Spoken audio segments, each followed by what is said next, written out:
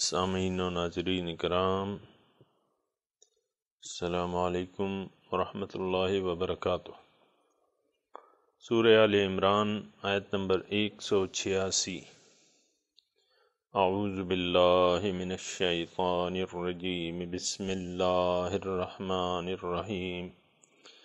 لَتُبْلَوُنَّ فِي أَمْوَالِكُمْ وَأَنفُسِكُمْ وَلَتَسْمَعُنَّ مِنَ الَّذِينَ أُوتُوا الْكِتَابَ مِنْ قَبْلِكُمْ وَمِنَ الَّذِينَ أَشْرَكُوا أَذًى كَثِيرًا وَإِن تَصْبِرُوا وَتَتَّقُوا فَإِنَّ ذَلِكَ مِنْ عَزْمِ الْأُمُورِ۔ وَإِذْ أَخَذَ اللَّهُ مِيثَاقَ الَّذِينَ أُوتُوا الْكِتَابَ لَتُبَيِّنُنَّهُ لِلنَّاسِ وَلَا تَكْتُمُونَهُ فَنَبَذُوهُ وَرَاءَ ظُهُورِهِمْ وَاشْتَرَوْا بِهِ ثَمَنًا قَلِيلًا فَبِئْسَ مَا يَشْتَرُونَ۔ لَا تَحْسَبَنَّ الَّذِينَ يَفْرَحُونَ بِمَا أَتَوْا وَيُحِبُّونَ أَن يُحْمَدُوا بِمَا لَمْ يَفْعَلُوا فَلَا تَحْسَبَنَّهُمْ بِمَفَازَةٍ مِّنَ الْعَذَابِ وَلَهُمْ عَذَابٌ أَلِيمٌ۔ وَلِلَّهِ مُلْكُ السَّمَاوَاتِ وَالْأَرْضِ وَاللَّهُ عَلَى كُلِّ شَيْءٍ قَدِيرٌ۔ لَتُبْلَوُنَّ فِي أَمْوَالِكُمْ وَأَنفُسِكُمْ، یقیناً تمہیں آزمایا جائے گا تمہارے مالوں میں اور تمہاری جانوں میں۔ وَلَتَسْمَعُنَّ مِنَ الَّذِينَ أُوتُوا الْكِتَابَ مِنْ قَبْلِكُمْ، اور تم ضرور سنو گے جن لوگوں کو میں نے کتاب دی ہے تم سے پہلے۔ وَمِنَ الَّذِينَ أَشْرَكُوا، اور جو لوگ مشرک ہیں، اذًا کثیرا، ان سے تم بہت تکلیف دہ باتیں سنو گے۔ وَإِن تَصْبِرُوا وَتَتَّقُوا، ان حالات میں اگر تم صبر سے کام لو اور تقوی سے کام لو، فَإِنَّ ذَلِكَ مِنْ عَزْمِ الْأُمُورِ، پس بے شک یہ بلند ہمت لوگوں کے کام ہیں۔ ایسے کام فَإِنَّ ذَلِكَ مِنْ عَزْمِ الْأُمُورِ، ایسے کام ہیں جن کا عزم کیا جائے۔ وَإِذْ أَخَذَ اللَّهُ مِيثَاقَ الَّذِينَ أُوتُوا الْكِتَابَ، اور جب لیا اللہ تعالیٰ نے وعدہ ان لوگوں سے جن کو کتاب دی تھی، لَتُبَيِّنُنَّهُ لِلنَّاسِ، کہ تم ضرور اس کی وضاحت کرو گے لوگوں کو، وَلَا تَكْتُمُونَهُ، اور اس کو چھپاؤ گے نہیں۔ فَنَبَذُوهُ وَرَاءَ ظُهُورِهِمْ، انہوں نے اپنی پیٹھ پیچھے اس کو پھینک دیا۔ وَاشْتَرَوْا بِهِ ثَمَنًا قَلِيلًا، اور اس کے بدلے حقیر مفاد لے لیا۔ فَبِئْسَ مَا يَشْتَرُونَ، پس بہت برا ہے جو انہوں نے لیا ہے۔ لَا تَحْسَبَنَّ الَّذِينَ يَفْرَحُونَ بِمَا أَتَوْا، یہ خیال نہ کریں وہ لوگ جو خوش ہوتے ہیں جو اللہ تعالیٰ نے ان کو دیا ہے۔ وَيُحِبُّونَ أَن يُحْمَدُوا، اور وہ چاہتے ہیں کہ ان کی تعریف کی جائے ان کاموں پر، بِمَا لَمْ يَفْعَلُوا، جو انہوں نے نہیں کیے۔ فَلَا تَحْسَبَنَّهُمْ بِمَفَازَةٍ مِّنَ الْعَذَابِ، پس اے مخاطب قرآن آپ یہ گمان نہ کرنا کہ وہ عذاب سے بچ جائیں گے، ان کے لیے دردناک عذاب ہے۔ وَلِلَّهِ مُلْكُ السَّمَاوَاتِ وَالْأَرْضِ، اور اللہ ہی کے لیے ہے بادشاہی آسمانوں اور زمین کی۔ وَاللَّهُ عَلَى كُلِّ شَيْءٍ قَدِيرٌ، اللہ تعالیٰ ہر چیز پر قادر ہے۔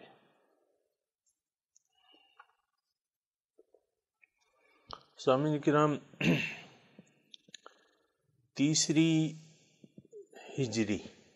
تین ہجری کے واقعات ہیں اور اس کے تناظر میں یہ آیات نازل ہو رہی ہیں۔ مسلمانوں کی تربیت کی جا رہی ہے ابتلاء اور آزمائش کے ذریعے۔ غزوہ احد کے مضامین آپ کی سماعت سے گزرے ہوں گے۔ آج اللہ تعالیٰ ایک واضح بات مسلمانوں کو بیان کر رہا ہے، اور اللہ تعالیٰ فرما رہے ہیں کہ لَتُبْلَوُنَّ فِي أَمْوَالِكُمْ وَأَنفُسِكُمْ، تمہیں ضرور آزمایا جائے گا تمہارے مالوں میں اور تمہاری جانوں میں۔ سامعین اکرام، انسان کا مقصود ذات باری تعالی ہے، اللہ تک رسائی حاصل کرنا، اللہ کے قریب ہونا، اللہ کا قرب حاصل کرنا، قریب ہو کر اس کی معرفت حاصل کرنا، اس کو پہچان لینا اور اس کے دیدار سے مشرف ہونا، یہ انسان کے دنیا میں آنے کا مقصد وحید ہے، اس کے علاوہ کوئی مقصد نہیں ہے۔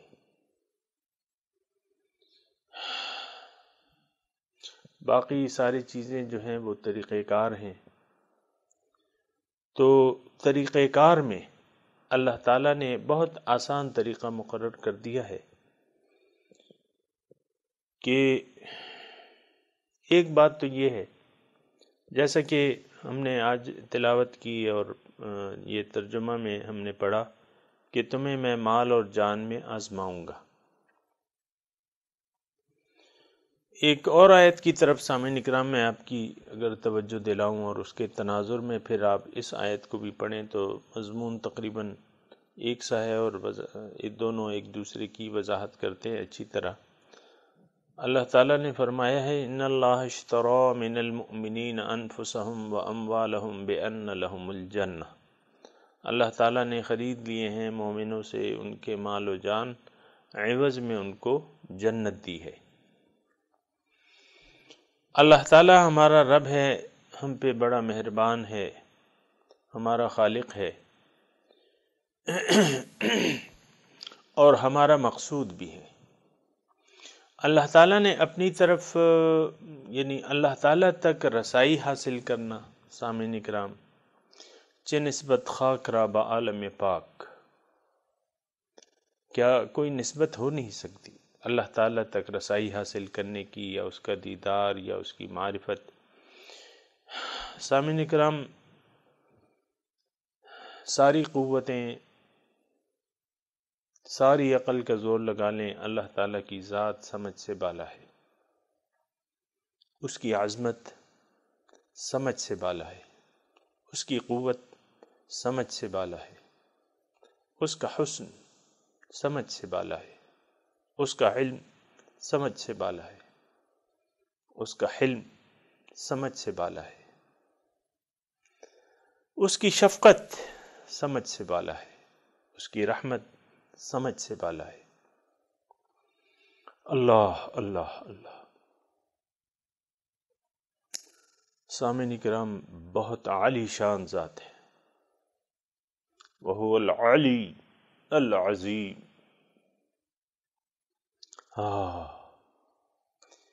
ایسی ذات تک رسائی حاصل کرنا، سامعین کرام، یہ بہت بڑی بات ہے۔ ہم مخلوق، اللہ کی مخلوق، اللہ تک رسائی حاصل کر لیں، بہت بڑی بات ہے، بہت بڑا مقصد ہے۔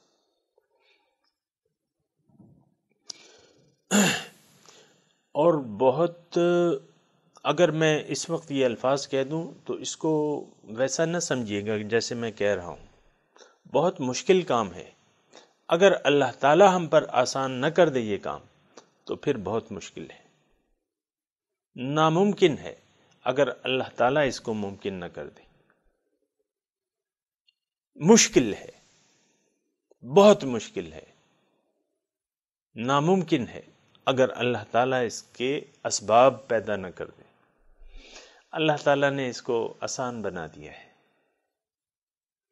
ہمارے لیے۔ اس مقصد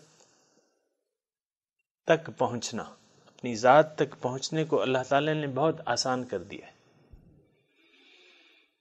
کیونکہ ان اللہ بالناس لرؤوف الرحیم، اللہ تعالیٰ لوگوں پر بہت شفیق اور مہربان ہے۔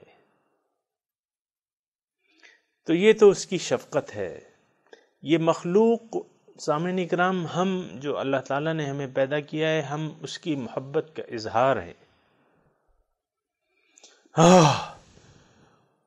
اس نے چاہا، اپنے پاس بلانا چاہا تو ہمیں انسان بنایا، ہمیں جسم عطا کیا، ہمارے لیے یہ کائنات بنائی۔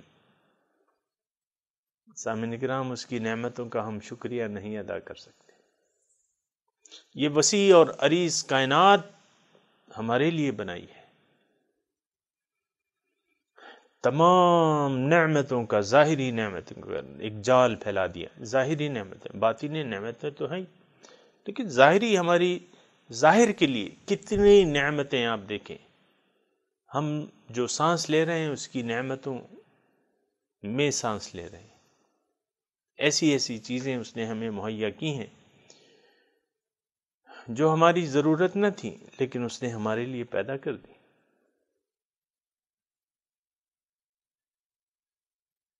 آپ سبزی کی دکان پہ جا کے کھڑے ہو جائیں، قسمیں، سینکڑوں قسم کی سبزی، پھر اس سبزیوں میں قسمیں، اللہ اکبر۔ پھلوں کی دکان پہ جا کے کھڑے ہو جائیں، ہماری بنیادی ضرورت تو نہیں ہے پھل، لیکن آپ پھل گنتے جائیں، آپ ختم نہیں کر سکتے۔ پھلوں کے خواص کو، پھلوں کے ذائقوں کو، پھلوں کی اشکال کو، پھلوں کے رنگوں کو۔ صرف میں یہ کہنا چاہ رہا ہوں کہ اللہ تعالیٰ کی رحمت آپ محسوس کریں۔ ابھی آگے آئے گا مضمون، ان فی خلق السماوات والارض واختلاف اللیل والنہار لآیات لأولی الالباب، وہ آج ہم نے نہیں پڑھا، اس کا آئے گا مضمون، لیکن آج بھی میں اور آپ کو عرض کر رہا ہوں کہ اللہ تعالیٰ کی نعمتوں میں ہم ڈوبے ہوئے ہیں۔ لیکن مقصد کیا ہے؟ مقصد یہ ہے کہ ہم اللہ تعالیٰ تک رسائی حاصل کر لیں۔ اللہ تعالیٰ وہ مقصد جہاں کہ ہمیں مقصود ملتا ہے، وہ جگہ، اس جگہ کا نام کیا ہے؟ آپ کو علم ہے کہ اس جنت کا نام، اس جگہ کا نام جنت ہے، جنت الفردوس۔ اس جگہ کا نام جنت ہے۔ جنت سامعین اکرام اور کچھ بھی نہیں ہے۔ جو نعمتیں ہیں وہ اس نعمت کے سامنے میں ہیچ ہیں، جو نعمت ہم مومنوں کو وہاں ملنی ہے۔ یہ اور نعمتیں تو ہمہ وقت موجود ہوں گی ہمارے پاس، جو چاہیں گے ہم ہوں گی، لیکن وہ نعمت، وہ ایسی ارزان نہیں ہے، وہ کبھی کبھار ہوگا، اعمال کے حساب سے ہوگا۔ دیدار کی میں بات کر رہا ہوں، ہر وقت نہیں ہو سکتا، کبھی کبھی ہوگا جب اللہ چاہے گا، پھر اب اعمال کے حساب سے ہے، وہ سب سے بڑی نعمت ہے۔ تو جنت، یعنی آپ یہ اپنے ذہن میں بٹھا لیں کہ ان نعمتوں کے علاوہ اصل چیز جو ہے، اصل نعمت، وہ قرب الہی ہے، اللہ کا دربار ہے۔ جنت کیا ہے؟ اللہ تعالیٰ کا دربار ہے، عند ملیک مقتدر۔ تو جنت میں ہمارا مقصود ہے، جنت میں ہمارا مقصود ہے۔ اس جہاں ہمارا مقصود ہے اس جگہ کا نام جنت ہے، جہاں مقصود نہیں ہے اس جگہ کا نام دوزخ ہے۔ جن لوگوں نے اللہ کو اپنا مقصود بنا لیا وہ اللہ کے پاس ہوں گے، اللہ کے قریب ہوں گے۔ جن لوگوں نے دنیا کو مقصود و محبوب بنا لیا وہ اللہ سے دور ہوں گے، اللہ کو نہیں دیکھ سکیں گے۔ سامعین اکرام، یہ نوٹ کر لیں۔ ہم تو خوش فہمی کی جنت میں رہتے ہیں، اور برائے نام کلمہ پڑھ کے اور چند نمازیں پڑھ کے ہم سمجھتے ہیں کہ ہم جنت کے ٹھیکیدار بن گئے۔ ایسا نہیں ہے۔ جنت تو مطلب آپ نے اس کے لیے بہت کوشش کرنی ہے. جاہدوا فی اللہ حق جہاد، جتنی محنت کا حق ہے اتنا تم محنت کرو.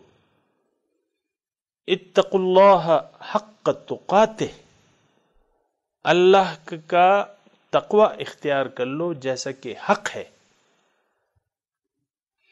تو یہ حق ادا کرنے سے ہوگا. سامعین کرام، عام میں اور آپ جس معاشرے میں رہ رہے ہیں وہاں تو لوگ تقوی کا نہ تو تقوی کا حق اختیار کر رہے ہیں نہ اللہ کے لیے محنت کر رہے ہیں. ساری ہماری جد و جہد کا مقصود دنیا ہے، ما فیہا ہے. دنیا ہے خوش ہیں، نہیں ہے ناخوش ہیں، منہ لٹکے ہوئے. کیوں؟ پیسے نہیں ہیں. کیوں؟ اولاد نہیں ہے. کیوں؟ اپنا گھر نہیں ہے. کیوں؟ حسب منشا پیسے نہیں مل رہے. کیوں؟ حسب منشا کپڑے نہیں مل رہے. منہ لٹکے ہوئے، ناراض ہیں ہم. اللہ اکبر، ایسا نہیں ہونا چاہیے. یہ تو مقصود نہیں ہے، یہ ضروریات ہے. سامعین اکرام، یہ عارضی فائدہ ہے، یہ ختم ہونے والی چیزیں ہیں. اس کی چاہت، اس کو مقصود بنا لینے کا کیا مقصد ہے؟ وہ چیز جو آپ کو حاصل ہو نہ سکے اس کو کیا مقصد بنانا؟ وہ مقصود ہی کیسا؟ سامعین کرام، اس بات پہ تو ذرا آپ غور فرمائیے. جس چیز کو آپ مقصود بنا رہے ہیں، جس چیز کے لیے آپ جی رہے ہیں، جینا چاہتے ہیں، وہ آپ سے جانے والی ہے یا آپ اس سے چلے جائیں گے. عزت ہے، جا سکتی ہے آپ سے، یا آپ آخر میں چلے جائیں گے. دولت ہے، آپ سے چلی جائے گی.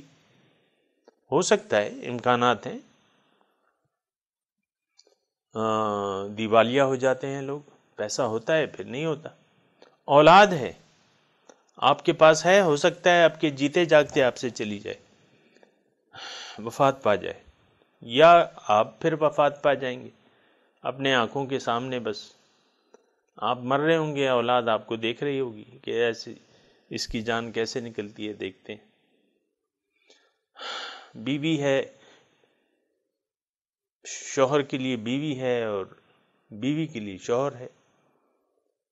تو موت کے وقت تو دونوں ایک دوسرے کو دیکھتے ہیں، پھر جان نکلتی. وَأَنْتُمْ حِينَئِذٍ تَنْظُرُونَ، تم اس کو دیکھ رہے ہوتے ہو. تو جو چیز جانے والی ہے، جو چیز فوت ہونے والی ہے، جو چیز ختم ہونے والی ہے، اس کو کیا مقصود بنانا؟ بے وقوفی اس سے بڑی کیا ہوگی کہ جس چیز سے آپ جا رہے ہیں. حقیقت یہ ہے سامعین کرام کہ ہم تو دنیا سے جتنی ہم سانسیں لے رہے ہیں وہ سانسیں ہماری کم ہو رہی ہیں، اور حقیقت یہ بھی ہے کہ ہمارا رخ جو ہے وہ قبر کی طرف ہے. سامعین کرام، دنیا کی طرف ہماری پشت ہے. لیکن جو بے وقوف لوگ ہیں انہوں نے آخرت کی طرف پشت کی بھی ہے، رخ جو ہے وہ دنیا کی طرف ہے. یہ بے وقوفی ہے، یہ کم عقلی کی دلیل ہے. یہ انسان دور اندیش نہیں ہے، اس کو اپنے مستقبل کی کوئی فکر نہیں ہے. دل اس ہستی سے لگانا چاہیے جو باقی ہے، اور باقی تو اللہ ہے. اللہ اکبر، باقی اللہ ہے. اللہ بس باقی ہوس، باقی تو ہوس ہے. اور تو یہ بات یہ ہے کہ تھوڑی سی سوچنے کی بات ہے. میں ذکر کر رہا تھا آپ سے، قرآن کی ایک آیت میں نے آپ کے سامنے پیش کی تھی، اور کوشش میں کر رہا ہوں کہ یہ یہاں الفاظ آئیں لَتُبْلَوُنَّ فِي أَمْوَالِكُمْ وَأَنفُسِكُمْ، میں تمہیں ضرور آزماؤں گا. سامعین کرام، اس آزمائش کو آپ ایسا نہ سمجھیں، بلکہ یہ نعمت ہے. یہ آزمائشیں جو ہیں یہ نعمت ہے. اس آزمائشوں کے نتیجے میں اگر آپ ان پر پورے اترتے ہیں تو آپ کو بلند درجات عطا کیے جاتے ہیں، اور جو اس آزمائش پہ پورا اتر گیا مال اور اولاد کی آزمائش میں، اللہ تعالیٰ اسے مل جائیں گے، وہ اللہ کے قریب ہو جائے گا۔ آپ کو میں عرض کرتا ہوں، یہ جو آیت میں نے آپ کو پڑھ کے سنائی ہے کہ ان اللہ اشتری من المؤمنین انفسهم واموالهم بان لهم الجنہ، اللہ تعالیٰ نے خرید لی ہیں۔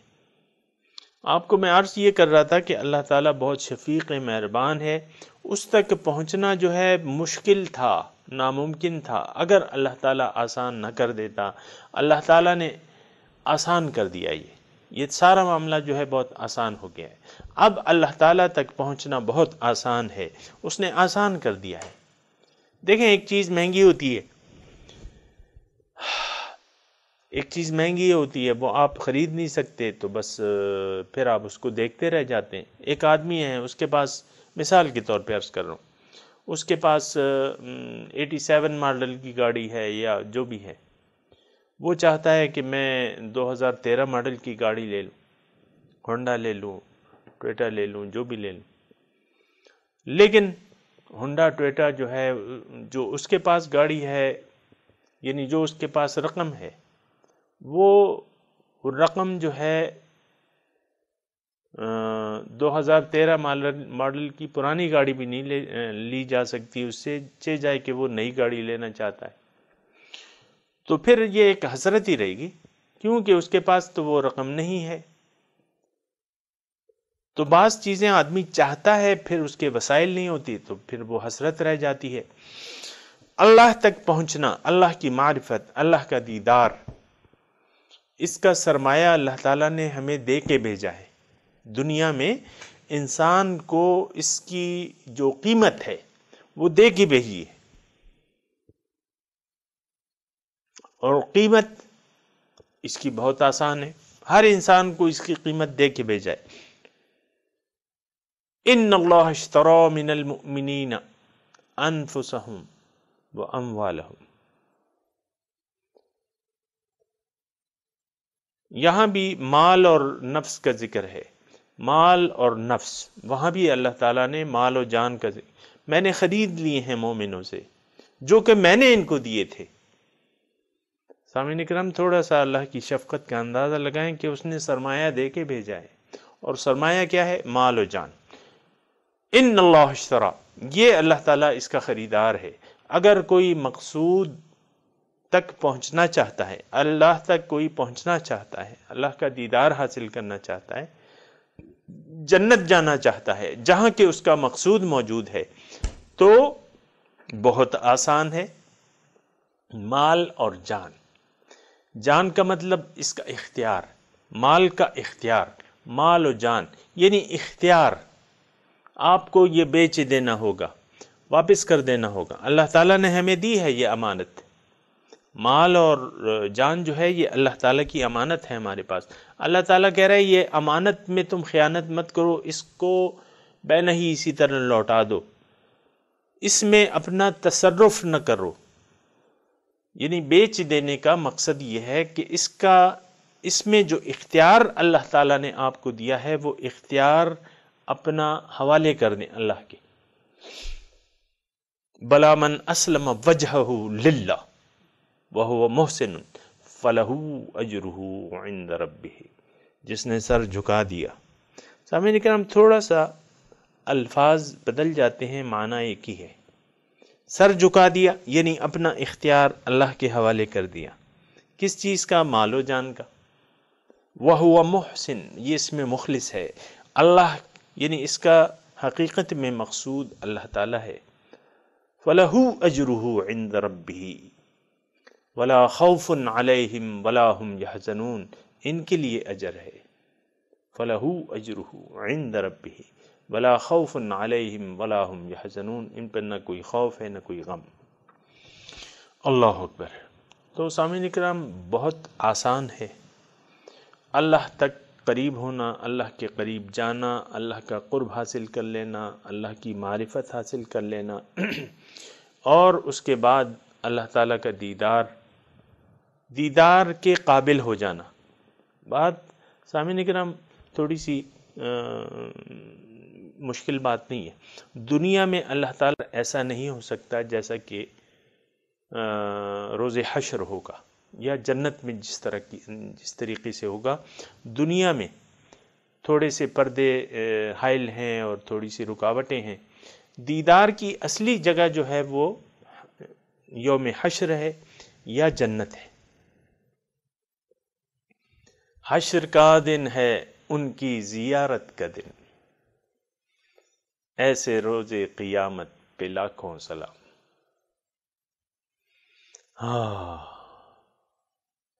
حشر کا دن ہے ان کی زیارت کا دن، ایسے یوم قیامت پہ لاکھوں سلام۔ لیکن سامعین کرام، دھوکے میں نہ رہیں۔ جن لوگوں نے اپنے آپ کو اللہ کے دیدار کے قابل نہیں کیا، اس کے لیے تھوڑی سی محنت کرنی ہوتی ہے، جد و جہد کرنی ہوتی ہے، اپنے آپ کو دیدار کے قابل کرنا ہوتا ہے۔ جنہوں نے اپنے آپ کو اس دیدار کے قابل نہ کیا دنیا میں، تو وَإِنَّهُمْ عَنْ رَبِّهِمْ يَوْمَئِذٍ لَمَحْجُوبُونَ، قیامت کے دن یہ اپنے رب کے دیدار سے روک دیے جائیں گے۔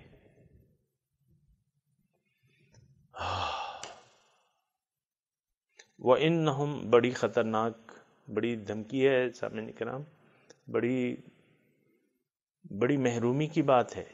قیامت جو دن ہے دیدار کا، اس دن دیدار سے روک دیے جائیں گے کچھ لوگ۔ وَإِنَّهُمْ عَنْ رَبِّهِمْ يَوْمَئِذٍ لَمَحْجُوبُونَ، اس سے روک دیے جائیں گے، حجاب میں ہوں گے، دیکھ ہی نہیں سکیں گے، طاقت ہی نہیں ہوگی دیکھنے کی۔ سامعین کرام، یہ طاقت جو ہے آپ نے یہاں حاصل کرنی ہے، رب کے دیدار کی طاقت یہاں حاصل کرنی ہے، نیک اعمال سے، ایمان اور نیک اعمال سے۔ تو لَتُبْلَوُنَّ فِي أَمْوَالِكُمْ وَأَنفُسِكُمْ، میں تمہیں ضرور آزماؤں گا۔ تو اس کی میں آپ کو بات کر رہا تھا سامعین اکرام، یہ آزمائش، مال اور اولاد کی آزمائش جو ہے، یہ تو بڑی پیاری چیز ہے۔ اس چیز سے تو آپ کو آپ کا مقصود مل جاتا ہے۔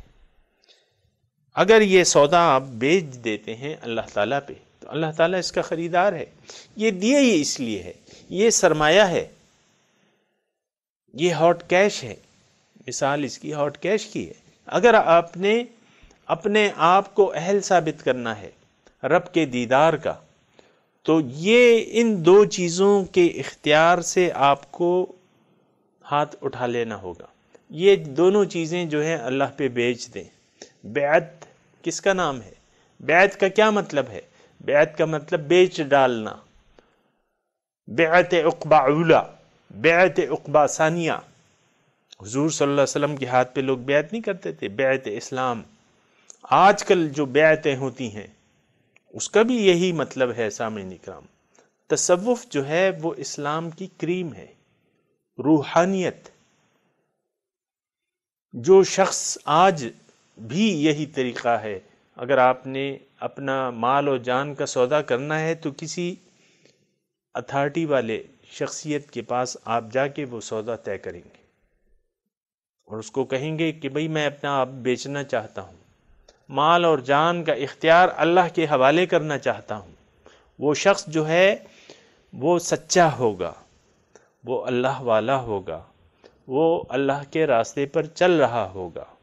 وَاتَّبِعْ سَبِيلَ مَنْ أَنَابَ إِلَيَّ، تم پیروی کرو اس شخص کی جو میری طرف رجوع کر چکا ہے، جو میرے راستے پر چل رہا ہے، اس کے راستے پر چلنا شروع کر دو۔ تو بیعت جو ہے، بیعت یہ تھوڑا سا آج کل اختلافی مسئلہ بن گیا ہے، کیونکہ ہر بازار میں کھوٹے خراب چیزیں بھی بکتی ہیں، اچھی چیزیں بھی بکتی ہیں۔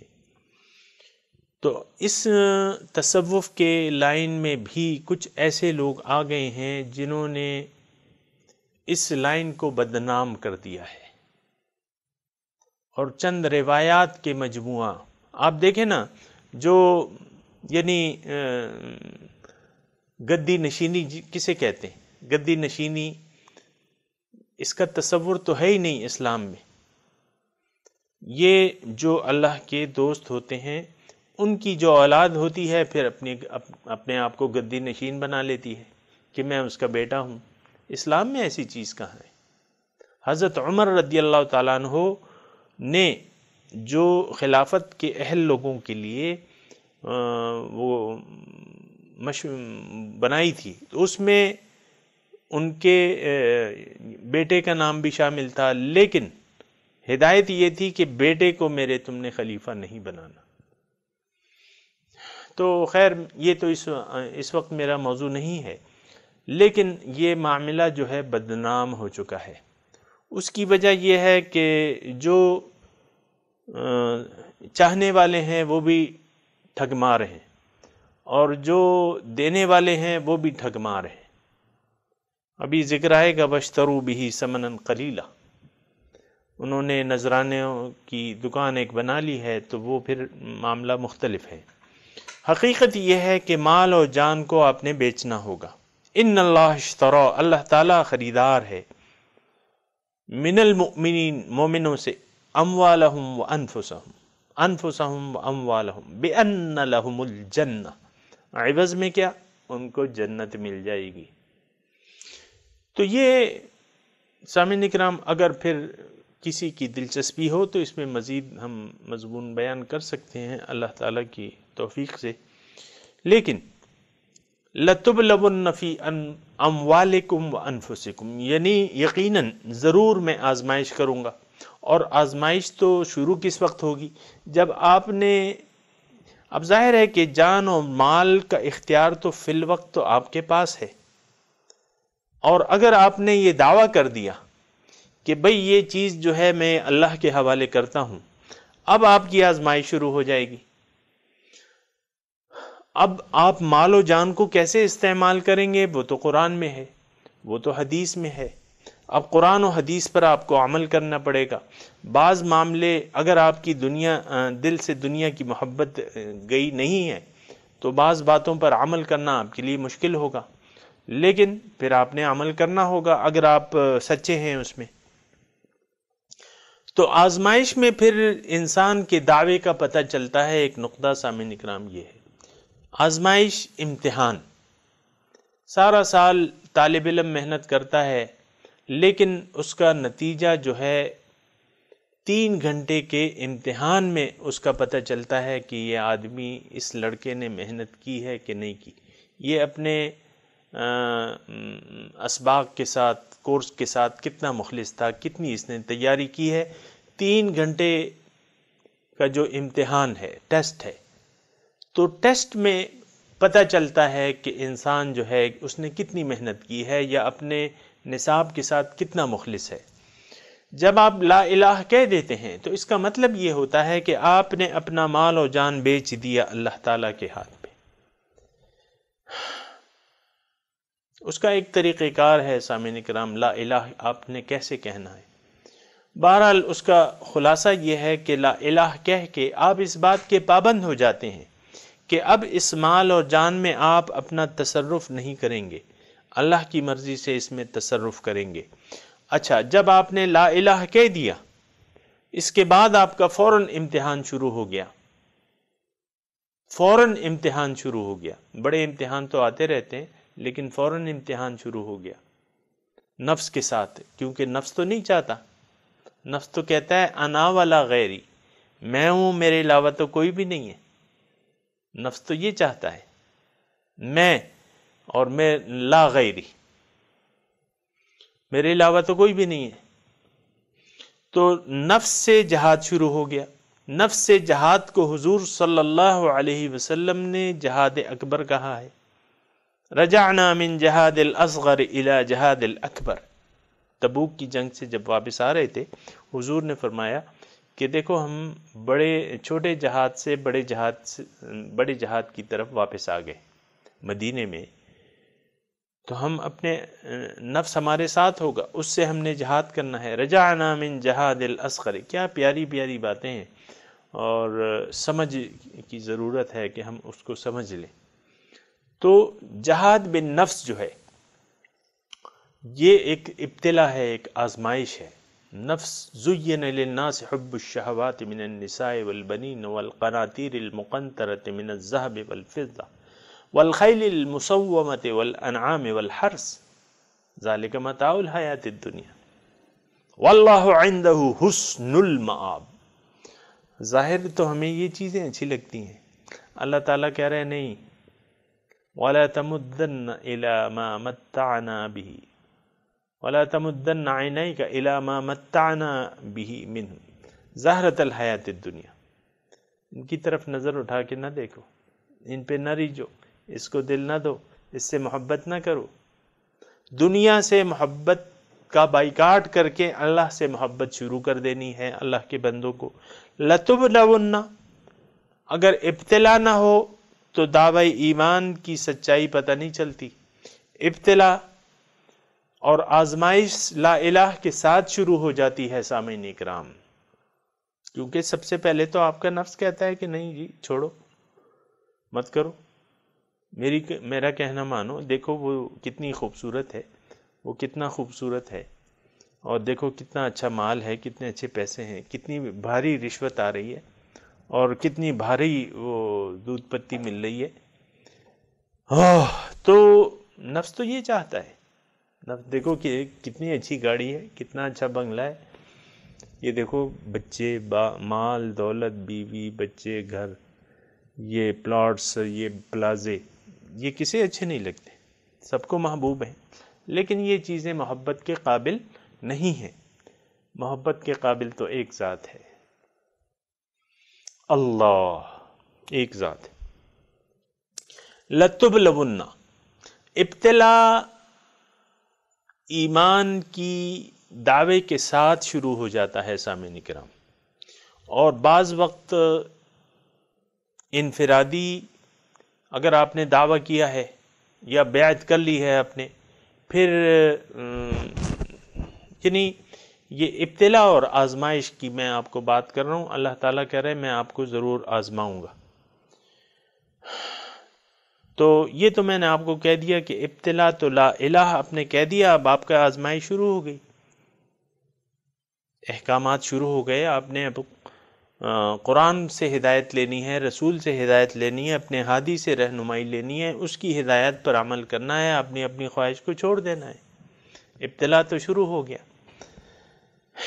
جو لوگ مخلص ہیں، جو لوگ مخلص ہیں وہ ابتلا میں کامیاب ہو جاتے ہیں، وہ پھر صبر کرتے ہیں، نفس کی بات کو نہیں مانتے، اس کو دبا دیتے ہیں، اللہ کی بات کو مان لیتے ہیں، رسول کی طریقہ کار کو مان لیتے ہیں، رسول کی باتوں کو مان لیتے ہیں، اپنے جو پیشوا ہیں، جو اپنے رہنما ہیں، ان کی بات کو، ان کی رہنمائی کو مان لیتے ہیں، ان کے طریقے پر چلتے ہیں جو رسول کے طریقے پر چلتے ہیں۔ جو رہنما رسول کے طریقے پر نہیں چلتا اس کی پیروی نہیں کرنی چاہیے، لیکن جو رسول کے طریقے پر چل رہا ہے اس کی پیروی تو پھر آپ نے کرنی ہے، کیونکہ آپ نے تو رسول کے راستے پر چلنا ہے۔ تو لَتُبْلَوُنَّ فِي أَمْوَالِكُمْ وَأَنفُسِكُمْ، میں تمہاری ضرور آزمائش کروں گا، تمہارے مالوں میں، تمہاری جان میں، یعنی مال اور جان کا اختیار۔ سامعین کرام اس کا مقصود یہ ہے اس آیت کا کہ اس کا اختیار تم نے ٹوٹلی مجھے دے دینا ہے، محبوب جو ہے مجھے بنانا ہے، دیگر چیزوں سے محبت آپ نے نہیں کرنی، کیونکہ یہ تو نہیں ہو سکتا کہ آپ بیک وقت دو چیزوں سے محبت کے دو محبتوں کو دل میں رکھیں۔ ایک محبت ہوگی، ایک محبت کو دل سے آپ نے نکالنا ہے۔ ابتدائی طور پہ دنیا کی محبت میں تو انسان گرفتار ہوتا ہے، یعنی دنیا ہی کی طرف دیکھتا ہے، لیکن جب اس کو حقیقت پتہ چلتی ہے تو یہ اللہ کا عاشق بن جاتا ہے، اللہ اس کا مطلوب بن جاتا ہے، اللہ تعالیٰ اس کا محبوب بن جاتا ہے۔ اب راہ سلوک میں یہ کوشش کرتا ہے، اپنے رہنما کی رہنمائی میں کوشش کرتا ہے، تو وہ پھر اس کا تزکیہ بھی کرتا ہے، اور اس کی ہدایات کے مطابق جب یہ عمل کرتا ہے تو دنیا کی محبت دھیرے دھیرے اس کے دل سے نکل جاتی ہے، یہاں تک کہ نفس بالکل پاک ہو جاتا ہے غیر اللہ کی محبت سے۔ سامعین کرام، جب خالی ہو جاتا ہے نفس تو پھر کیا ہے؟ پھر اس میں جو دل والا ہے، جس کا گھر ہے، وہ آ جاتا ہے۔ ہر تمنا دل سے رخصت ہو گئی، اب تو آ جا، اب تو خلوت ہو گئی۔ ہر تمنا دل سے رخصت ہو گئی، اب تو آ جا، اب تو خلوت ہو گئی۔ پھر کہنے کی ضرورت نہیں ہوتی سامعین کرام، شاعر تو کہہ رہا ہے، شاعر تو منت کر رہا ہے، اب تو آ جا۔ لیکن میں آپ سے عرض کروں کہ پھر اس کی بھی ضرورت نہیں ہوتی، صرف تزکیے کی ضرورت ہوتی ہے، صفائی کی ضرورت ہوتی ہے۔ جب تزکیہ ہو جائے، تصفیہ ہو جائے، تو پھر یہ گھر تو ہے ہی اللہ تعالیٰ کا۔ قلب المؤمن عرش الرحمن، مومن کا دل رحمان کا عرش ہے۔ اللہ فرماتے ہیں کہ میں نہ آسمانوں میں سماتا ہوں نہ زمین میں سماتا ہوں، لیکن میں مومن کے ایک دل میں سما سکتا ہوں، سما جاتا ہوں۔ تو جب دل کو آپ نے پاک کر لیا، پھر منتوں کی ضرورت نہیں ہے، پھر تو اس میں گھر والا آ جائے گا، یہ گھر ہی اسی کا ہے، یہ گھر تو ہے ہی اسی کا، پھر اس میں منت کی ضرورت نہیں ہے، تو گھر والا پھر آ جائے گا۔ اللہ اللہ۔ تو بات یہ ہے کہ ابتلا لَتُبْلَوُنَّ فِي أَمْوَالِكُمْ وَأَنفُسِكُمْ، یقیناً میں تمہیں آزماؤں گا۔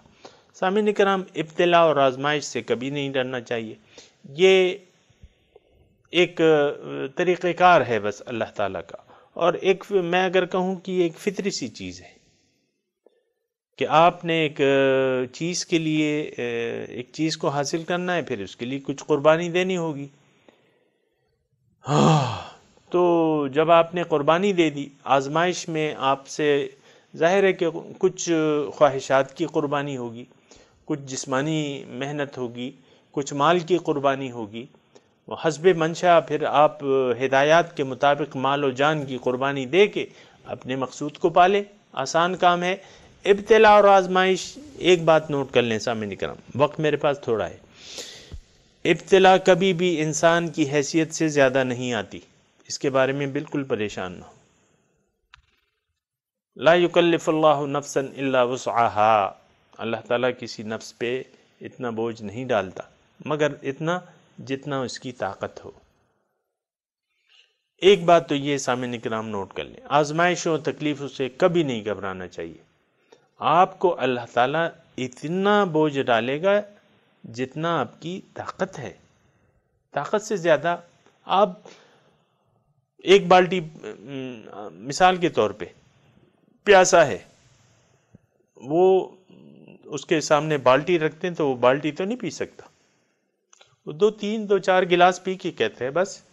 اسی طرح استطاعت کے مطابق ابتلا آتی ہے، آزمائش آتی ہے، صرف یہ ہے کہ تھوڑی سی ہمت کرنی ہے اور صبر کرنا ہے، جمے رہنا ہے، ڈٹے رہنا ہے اپنے مقصود پر، اس کی راہ میں جو بھی تکلیف آئے اس کو برداشت کرنا ہے اور آگے بڑھتے چلے جانا ہے۔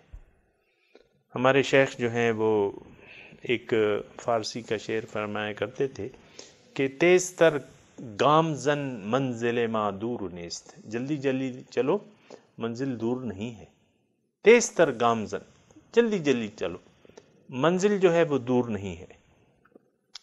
تو سامعین کرام، کوئی مشکل نہیں ہے، صرف آپ کو یہ جاننا ہے کہ یہ ابتلا اور آزمائش، اس کا فائدہ کیا ہوگا؟ اس کا فائدہ یہ ہوگا کہ آپ کا تزکیہ ہو جائے گا، آپ کی صفائی ہو جائے گی، اور آپ یعنی نتیجتاً اس ابتلا اور آزمائش میں اگر آپ پورے اتر گئے تو آپ کو اپنا مقصود مل جائے گا۔ سامعین کرام، لَتُبْلَوُنَّ فِي أَمْوَالِكُمْ وَأَنفُسِكُمْ، یہ ایک جگہ نہیں ہے، یہ بھی توجہ رہے کہ اللہ تعالیٰ یہاں اتنے زور سے، یہ تاکید سے یہ لَتُبْلَوُنَّ، دیکھیں اس لَتُبْلَوُنَّ میں لام جو ہے تاکید ہے، پھر جو تشدید ہے اس میں یہ بھی تاکید ہے، نون پہ جو تشدید ہے یہ بھی تاکید ہے، لام بھی تاکید ہے۔ یہ تاکیدات صرف یہاں نہیں ہے، وَلَنَبْلُوَنَّكُمْ بِشَيْءٍ مِّنَ الْخَوْفِ وَالْجُوعِ وَنَقْصٍ مِّنَ الْأَمْوَالِ وَالْأَنفُسِ وَالثَّمَرَاتِ، میں تمہاری ضرور آزمائش کروں گا، وَلَنَبْلُوَنَّكُمْ ضرور آزمائش کروں گا، بِشَيْءٍ مِّنَ الْخَوْفِ وَالْجُوعِ وَنَقْصٍ مِّنَ الْأَمْوَالِ وَالْأَنفُسِ وَالثَّمَرَاتِ وَبَشِّرِ الصَّابِرِينَ، صبر کرنے والوں کو بشارت دے دیجیے۔ یہاں بھی ابھی میں نے آپ کے سامنے کہا کہ آپ کو صرف صبر سے کام لینا ہے، جمے رہنا ہے۔ صبر کیا ہے؟ پیش آمدہ حالات پر آپ نے جو پیش آمدہ حالات ہیں، جو مخالف رکاوٹیں ہیں، اس پہ آپ نے اپنے مقصد پر جمے رہنا ہے، قائم رہنا ہے۔ جو تکلیفات ہیں آتی ہیں اس پر آپ نے صبر کرنا ہے، بھوک ہے، پیاس ہے، جو کچھ بدنامی ہے اس پر آپ نے صبر کرنا ہے۔ میں آپ کو عرض کر رہا ہوں کہ یہ جو ہے نا، یہ اللہ تعالیٰ کی عادت ہے، ابتلا اور آزمائش۔ ام حسبتم ان تدخلوا الجنت، یہ ہم سورہ بقرہ میں پڑھا ہے۔ کیا تمہارا یہ خیال ہے، ام حسبتم ان تدخلوا الجنہ، کہ تم اللہ تعالیٰ کے دیدار کو پالو گے جنت میں؟ ان تدخلوا الجنہ وَلَمَّا يَأْتِكُمْ مَثَلُ الَّذِينَ خَلَوْا مِن قَبْلِكُمْ مَسَّتْهُمُ الْبَأْسَاءُ وَالضَّرَّاءُ وَزُلْزِلُوا حَتَّى يَقُولَ الرَّسُولُ وَالَّذِينَ آمَنُوا مَعَهُ مَتَىٰ نَصْرُ اللَّهِ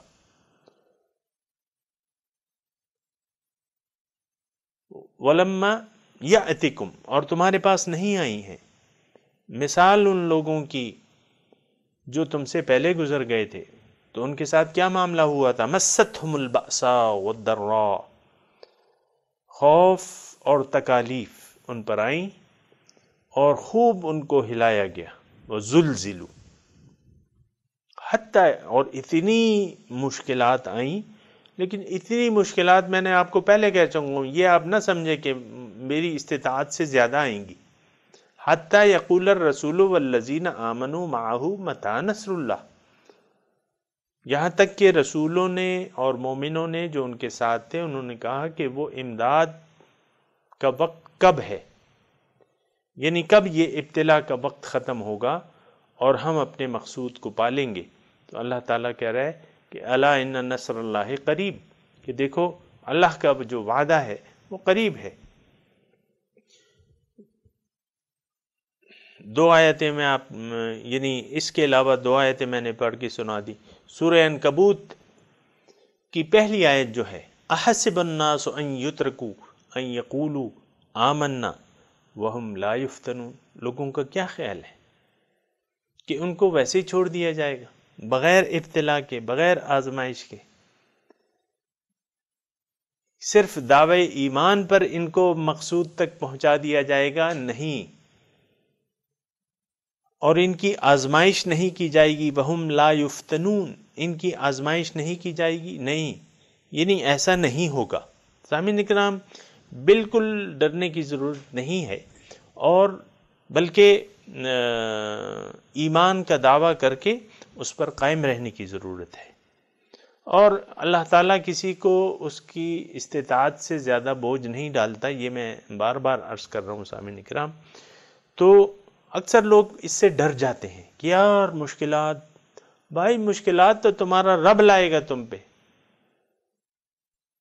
جب رب لائے گا تو وہ تو بڑا مہربان ہے، تمہاری استطاعت کے مطابق ہوں گی، تم جو کر سکتے ہو فاتقوا اللہ ما استطعتم۔ دیکھیں اللہ تعالیٰ تقوی میں کامیابی ہے، والعاقبۃ للمتقین، لیکن تقوی کتنا؟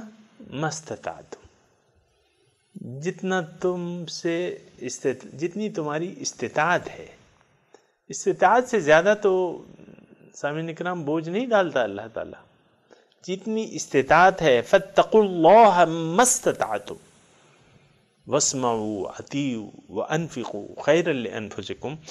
تو احسب الناس ان یترکوا ان یقولوا آمنا وهم لا یفتنون ولقد فتنا الذین من قبلہم، یہ تو میری عادت ہے۔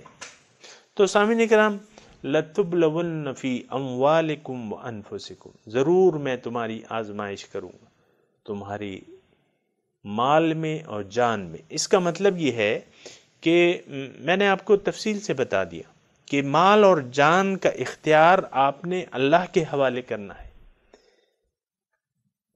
پھر وہ رہنما سے آپ نے پوچھنا ہے کہ مال و جان میں تصرف کیسے کروں، تو پھر قرآن اور حدیث کی روشنی میں آپ کو وہ ایک گائیڈ لائن دے گا۔ پھر اگر جماعتی زندگی ہے تو پھر یہ پھر تفصیلات ہیں، پھر وہ رہنما آپ کی رہنمائی کرے گا کہ بھئی اس طریقے سے آپ نے اپنے مال و جان کو استعمال کرنا ہے۔ اور پھر جو شخص اس رہنما کی رہنمائی میں، رہنما جو رہنما ہے، جو اللہ تعالیٰ کا دوست ہے، جو اللہ کا ولی ہے، جو نائب رسول ہے، وہ آپ کو بتائے گا طریقہ کار، تو آپ نے اس کے حکم کو سننا ہے اور ماننا ہے۔ اگر آپ نے اس کے حکم کو سن لیا اور مان لیا تو پھر آپ کی کامیابی جو ہے وہ دور نہیں ہے۔ ہم تو بیعت کر کے اپنا اختیار حوالے کر کے پھر بھی اس میں تصرف کرتے رہتے ہیں، زندگی اپنی من چاہی زندگی گزارتے رہتے ہیں، اپنی پسند سے اپنے اموال کو خرچ کرتے رہتے ہیں، تو یہ تو کوئی بیعت نہ ہوئی سامعین اکرام۔ بیعت تو بات یہ ہے کہ اگر آپ نے بیعت کر لی اور جان و مال سے آپ نے دستبرداری اختیار کر لی اور پھر آپ نے اس وعدے کی وفا نہ کی، تو پھر تو قرآن میں ہے کہ من اوفا بما عاہد علیہ اللہ فسیؤتیہ اللہ اجرا عظیما، جس نے پورا کیا وہ وعدہ، بیعت کا وعدہ پورا کیا، اپنے مال اور جان کو بیچ دیا صحیح طریقے سے، تو اللہ تعالیٰ جلد ہی اسے اجر عظیم دے گا۔ ومن نکث، اور جو پھر گیا اپنے وعدے سے، مال میں بھی خود ہی اپنا تصرف کر رہے ہیں، جان میں بھی اپنی مرضی سے اپنے پلاننگ بنا رہے ہیں، اپنے منصوبے بنا رہے ہیں، تو یہ تو کوئی بیعت نہیں ہے، یہ بیعت کے نام پہ ایک دھبا ہے۔ بہت سے لوگ بیعت کر کے بیعت کے تقاضوں کو سمجھتے نہیں ہیں۔ اول تو بیعت کے مقصد کو نہیں سمجھا جاتا، پھر اس کے طریقہ کار کو نہیں سمجھا جاتا، پھر اس کی شرائط نہیں پوری کی جاتی، تو پھر تو زمانے گزر جاتے ہیں، بیعت کے کوئی نتائج نہیں آتے۔ سامعین اکرام یہ نوٹ کر لیں، بیعت ایک زبانی جمع خرچ نہیں ہے، یہ تو ایک عملی لا الہ کہہ دینا ہے کہ بھئی مجھے تو کوئی اور پسند ہی نہیں ہے اللہ کے سوا، میرا اور کوئی نہ محبوب ہے، نہ مطلوب ہے، نہ مقصود ہے، اور اے رہنما، اے نائب رسول، آپ کی ہدایت کے مطابق میں قرآن و حدیث پر عمل کروں گا، مجھے رہنمائی دیجیے۔ تو اگر کوئی وہ وعدہ اپنا پورا کر لیتا ہے، پھر مال و جان میں اپنا تصرف نہیں کرتا بلکہ قرآن اور حدیث کے مطابق اس میں تصرف کرتا ہے، تو وہ شخص جو ہے اللہ تعالیٰ اس کو کہتا ہے کہ فَسَيُؤْتِيهِ اللَّهُ أَجْرًا عَظِيمًا، بہت جلد اللہ تعالیٰ اس کو اجر عظیم دے دے گا۔ سامعین اکرام، یہ میں نے آپ کے سامنے تھوڑی سی تلاوت کی، اس کا ترجمہ اور تھوڑی سی اس پہ بات چیت کی۔ مقصود میرا یہ تھا کہ ہم ابتلا اور آزمائش سے ہرگز نہ گھبرائیں، بلکہ اس کو ایک راستہ سمجھ لیں۔ مثال کے طور پہ ایک میڈیکل کا طالب علم ہے، وہ ڈگری لینا چاہتا ہے، بھئی 4 سال تو اس نے 4-5 سال تو اس نے کرنے ہیں، یعنی تعلیم حاصل کرنی ہے، پھر 2 سال ہاؤس جاب اس نے کرنی ہے۔ اب ہاؤس جاب میں اس کو تو وہ مراعات تو نہیں ملیں گی، یعنی وہ پاس ہو گیا ہے، پھر ہاؤس جاب اس کو کرنی ہے، وہ بھی اس کی ٹریننگ ہے۔ تو یہ سب طریقہ کار ہے سامعین اکرام۔ تو ابتلا اور آزمائش یہ ایک لازمی چیز ہے، بالکل لازمی چیز ہے، کیونکہ نفس آپ کا مخالف ہے، تو جو آپ زندگی گزاریں گے وہ تو ابتلا کی ہوگی، آزمائش کی ہوگی۔ قرآن اور حدیث ایک طرف آپ کو لے جانا چاہتے ہیں، نفس آپ کو دنیا کی طرف لے جانا چاہتا ہے، پھر آپ کی مرضی ہے کہ کس طرف جلتے ہیں۔ اگر آپ اپنے مقصود پر ڈٹے رہے، جمے رہے، صبر کیا، تو پھر آپ کو آپ کا مقصود یقیناً مل جائے گا۔ من کان یرجو لقاء اللہ فإن اجل اللہ لآت، جس کو امید ہو اللہ کی ملاقات کی، بس وہ جان لے کہ اللہ کی وہ ملاقات کا وعدہ آنے والا ہے۔ یا ایھا الانسان انک کادح الی ربک کدحا فملاقیہ۔ آخری پارے کی آیت ہے، اے انسان، اللہ تعالیٰ فرما رہے انک کادح الی ربک کدحا، تم خوب محنت کرتے ہو اپنے رب کے راستے میں۔ کدحن کی ہمارے شیخ جو ہے وہ اس طریقے سے وہ تشریح کرتے تھے کہ تم اپنی ہڈیاں گھساؤ گے۔ تو سامعین کرام، جو عمدہ نعمت ملنے والی ہے رب کے دیدار کی، اس کے سامنے یقین جانے ہڈیاں گھسانا کوئی چیز بھی نہیں ہے۔ ہڈیاں ہوں گی تو گھسیں گی، دیے تو گھسا دیں گے، اس میں پریشانی کی کیا بات ہے؟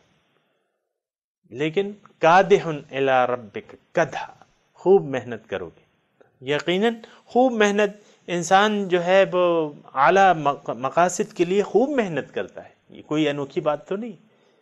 انک کادح الی ربک کدحا فملاقیہ، بس جان لو کہ پھر تمہاری ملاقات، اگر تم ایسا کر لو گے، فملاقیہ، بس تمہاری ملاقات اس سے ہو جائے گی۔ سامعین کرام، مضمون جاری ہے اور انشاءاللہ باقی مضمون انشاءاللہ بیان کریں گے اللہ کی توفیق اور امداد سے۔ وآخر دعوانا ان الحمد للہ رب العالمین، والسلام علیکم ورحمۃ اللہ وبرکاتہ۔